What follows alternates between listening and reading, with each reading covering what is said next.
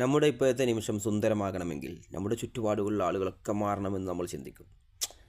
ഓനങ്ങനെ പറഞ്ഞത് കൊണ്ടാണ് ഞങ്ങൾക്ക് ടെൻഷൻ, ഓനിങ്ങനെ ചെയ്തത് കൊണ്ടാണ് ഞങ്ങൾക്ക് ബേജാറ്, എൻ്റെ വൈഫ് ഇങ്ങനെ പറഞ്ഞത് കൊണ്ടാണ് എനിക്ക് ഭയങ്കര പ്രശ്നം, എൻ്റെ മകൻ പോലും ഞാൻ ഇത്ര കാലം പോറ്റി വളർത്തിയിട്ട് അവൻ അങ്ങനെ പറഞ്ഞിട്ട്, അവൻ അങ്ങനെ ചെയ്തിട്ട്, അവൻ എൻ്റെ വാക്ക് ധിക്കരിച്ചിട്ട്, അങ്ങനെയൊക്കെ ഭയങ്കര പ്രശ്നത്തിൽ അനുഭവിക്കുന്ന പ്രശ്നമാകുന്ന ആളുകളുണ്ട്.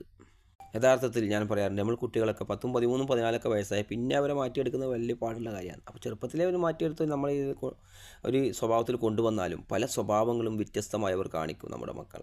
കാരണം എല്ലാവരും വ്യത്യസ്തരാണ്. അതേപോലെ ചില ആളുകളുണ്ട്, ഇപ്പോൾ നമ്മളെ സ്ഥാപനത്തിൽ, കുടുംബത്തിൽ, ഭാര്യ ഭർത്താക്കന്മാർക്കിടയിൽ എങ്ങനെയുള്ളവർ, അവർ പറയുന്നത് അവരത് മാത്രമാണ് ശരി, I am okay you not okay എന്ന ഒരു ഭാവമുള്ളവർ. ഞാനെല്ലാം ശരിയാണ്, ഞാൻ സൂപ്പറാണ്, നീ ഒന്നും പോരാ. അത് ഭാര്യ ഭർത്താക്കന്മാർക്കിടയിൽ ഉണ്ടാവും, മക്കൾക്കിടയിൽ ഉണ്ടാവും, കുടുംബത്തിലുണ്ടാവും, ഓഫീസിലുണ്ടാവും, സ്ഥാപനത്തിലുണ്ടാവും, എവിടെയാണ് നിങ്ങൾ ജോലി ചെയ്യുന്നത് അവിടെ ഉണ്ടാവും. അപ്പോൾ അവർ നമ്മളെ കാണുന്നത് എങ്ങനെ, നമ്മളെ കുറവുകൾ മാത്രമാണ്. ജസ്റ്റ് ചെറിയൊരു ചുളിവ് ഇവിടെ നിങ്ങൾ കാണുന്നുണ്ടാവും.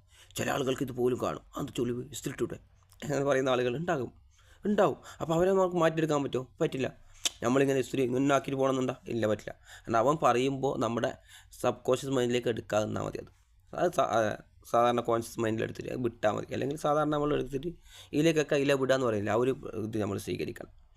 അതേപോലെ എല്ലാവരും നന്നാക്കാൻ നമ്മൾ ശ്രമിച്ചാൽ പറ്റുമോ? പറ്റില്ല. നമ്മളിൽ മാറ്റം ഉണ്ടാക്കാമെന്നല്ലാതെ മറ്റൊരാളെ മാറ്റാൻ നമുക്ക് ഭയങ്കര പാടുള്ള കാര്യമാണ്. പണ്ടൊരാൾ പറഞ്ഞു, വിവാഹവുമായി ബന്ധപ്പെട്ട് ഒരു ആട്ടിൻകുട്ടിയെ കൊണ്ടുവന്നിട്ട് നിങ്ങൾ അതിനെ ഒരു മൂരിക്കുട്ടനാക്കണം അല്ലെങ്കിൽ ഒരു പോത്താക്കണം എന്ന് വിചാരിച്ചാൽ നടക്കുമോ? നടക്കില്ല. അതുപോലെയാണ് ചില ആളുകളെ മാറ്റിയെടുക്കുന്ന വിഷയം. അതുകൊണ്ട് നമുക്ക് മാറാം, നമ്മളുടെ ചിന്താഗതി നമ്മൾക്ക് മാറ്റാം. നമ്മൾ അവരെന്ത് പറഞ്ഞാലും ചില ആളുകൾ കാണുന്നില്ല, പ്രവാസ ലോകത്തേക്ക് വന്ന അവിടെയൊക്കെ ബാത്റൂമൊക്കെ പോയി പൊട്ടിക്കരയുന്നുണ്ടാവും, ഭയങ്കര വിഷമമായിട്ട്. ചില ആളുകൾ പറഞ്ഞ വാക്ക് ഉൾക്കൊള്ളാൻ നമ്മൾ ജീവിതത്തിൽ അങ്ങനെ കേട്ടിട്ടില്ല, അതുകൊണ്ടാണ്. അപ്പോൾ നമ്മളിൽ മാറ്റമുണ്ടാക്കുക.